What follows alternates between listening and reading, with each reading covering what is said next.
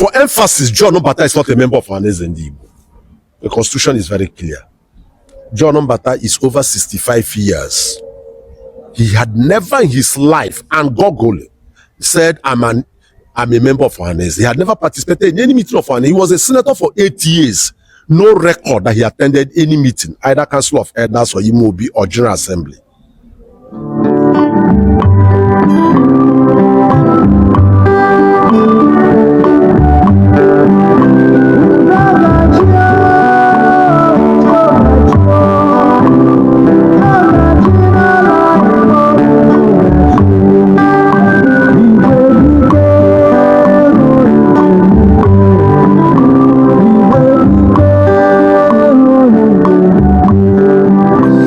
Okay, this brings us to that particular point, that question that a lot of people are afraid or they don't want to ask. That is still back to the Igbo leadership. That is still back to the leadership of Ohaneze. Getting to a year today, there was an election, and which there has been, I would say, because what I know, there has been like 3 leadership in Ohaneze today. You, Barrister UKWUKWU, Jackson Omenazu, and Senator Mbata for the same Ohaneze. Tell us, you have been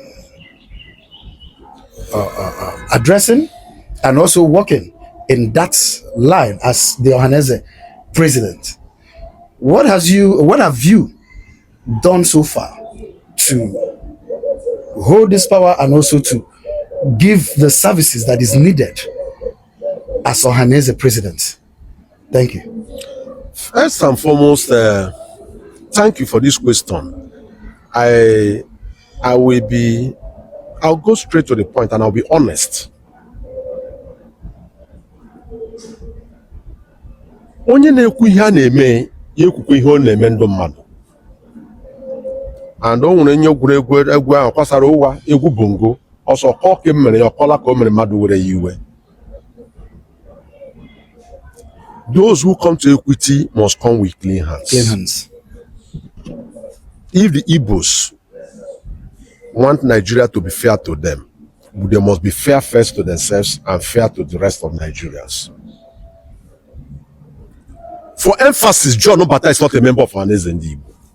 The constitution is very clear. John Mbata is over 65 years. He had never in his life, and Gogol said, I'm a member of Ohaneze. He had never participated in any meeting of Ohaneze. He was a senator for 8 years.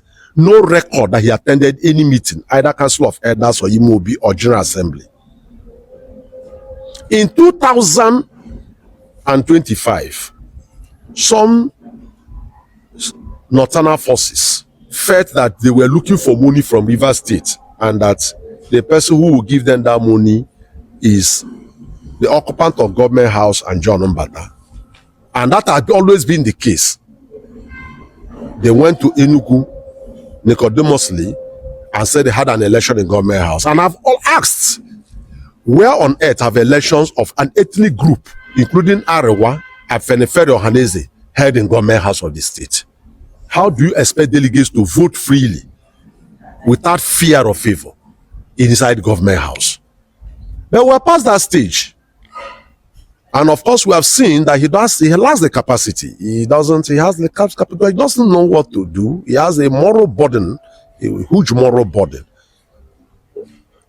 What I have said is that I look forward to Igbo, and of course, use their medium to appeal to Igbo leadership, particularly Ochiagha Igbo, Akajiofo, Obi-Kiwe, and other leaders to resolve the Ohaneze crisis. It is important we meet the Igbos resolve it.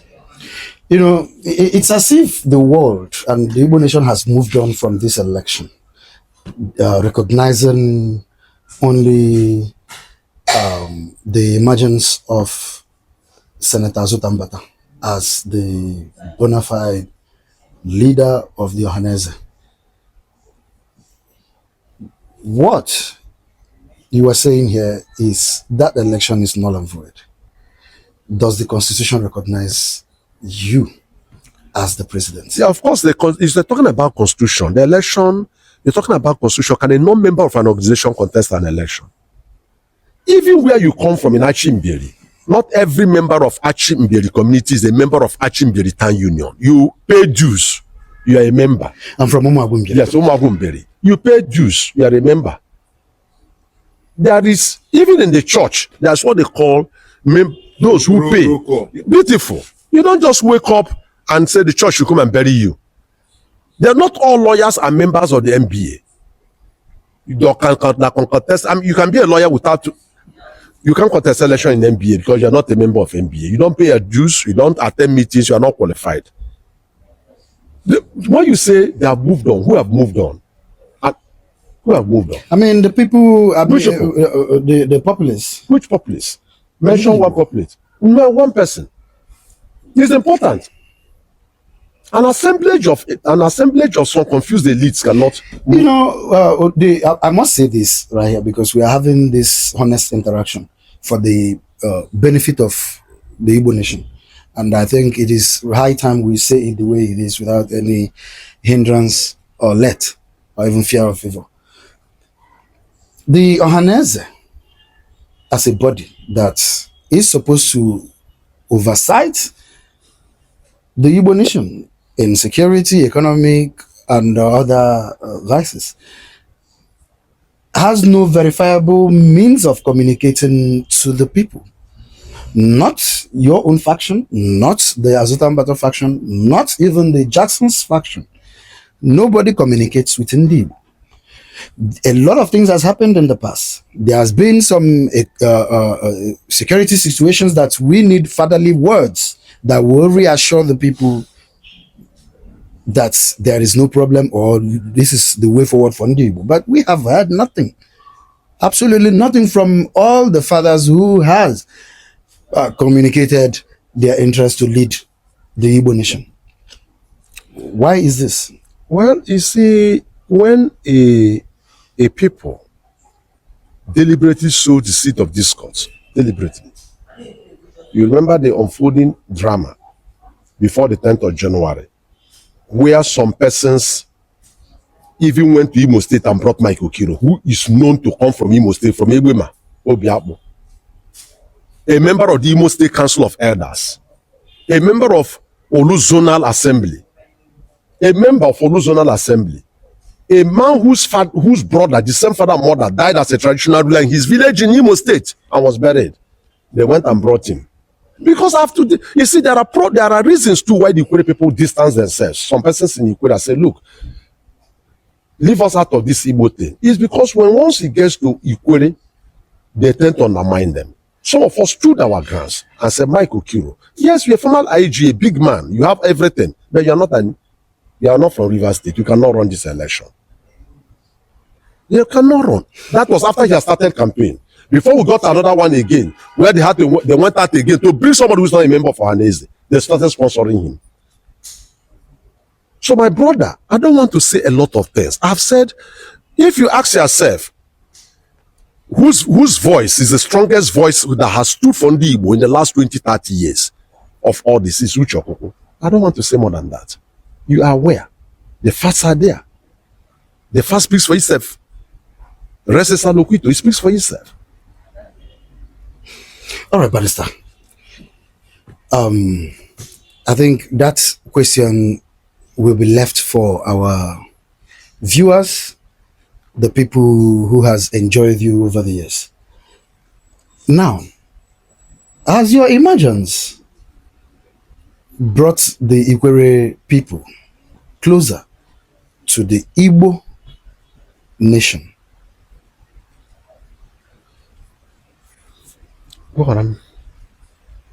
well, I will tell you one thing. The enemies of Ndi Igbo deliberately sow the seed of discord to ensure that Ikwere do not move in mass. It was deliberate. Now, they tried to achieve that. They would have succeeded 100% if I did not emerge. And you will agree, please find out, everybody today that is talking about Ohaneze was brought to Ohaneze by me. Everybody. I say it here. Everybody. Including those who said, look, that with Mbata, they were brought to Ohaneze by me. I brought Livingstone Iwechi to Ohaneze. I brought Ihunwobiwale to Ohaneze. I mentioned Ohaneze first time to John Mbata when I became secretary. Before I was elected secretary general, after I was elected. I mentioned it for the first time in his life. He doesn't even know what they call Ohaneze. He's alive and he's hearing me. He doesn't even know the constitution provided for that the office of president is zoned to Rivers State. I went to him and told him, look, I'm running this election. For the first time in his life. If my diary is here, I will tell you the date. I don't want to be emotional. I don't want to be emotional. And I try as much as I can, because when a person is older than you by age, in spite of everything, you respect him, because age is very, very important in Igbo land. But I sympathize with him. He will be a victim of his own. He will be a victim of his own inordinate ambition. Prepared ambition. His prepared ambition that was not his own, prepared to undermine the Ikure people. But then what? Can he say anything? Nobody, and I repeat it, nobody had ever condemned. When I was elected Secretary General, nobody issued a statement condemning me. No, I'm from Elele. My committee did not read any riot acts. And I'm sure you saw the riot act against him from his own community. 5 lawyers were present. 5 lawyers from a community saying that we completely reject what you are doing. I don't want to say anything. If the Igbos are ready, when the people are ready to find solutions to their problem, they'll find. When they're not ready, they will not find solutions to their problem. Thank you, Barrister. Thank you. And hello, wonderful people. This is just a tip of the iceberg. We are using this medium to invite you to the nzukọ ndị Igbo maka ọdịmma n'ọganiru ala Igbo, which will be happening on the 20th of December at Top Rank Hotel, Enugu, this 2025. The information that you are seeing on your screen bears the date and the venue. We are expecting you because our great barrister will be there and other top Igbo traditional leaders will be there to deliberate and also forge the best way and the way forward for the Igbo nation. Our mission is to unify in Igbo. Our mission is to search for our brother in the umbrella of Anamachangwanim. And I still remain your own faithfully Chukwemeka, Ojemba ndị Igbo, Anyanwụ Idueri. I am here with my colleague in this struggle, Mazi Apostle Azuta Onye Banke. And I say thank you, Barrister. Thank you for what you have done for us today. Thank you very much. Thank you. All right.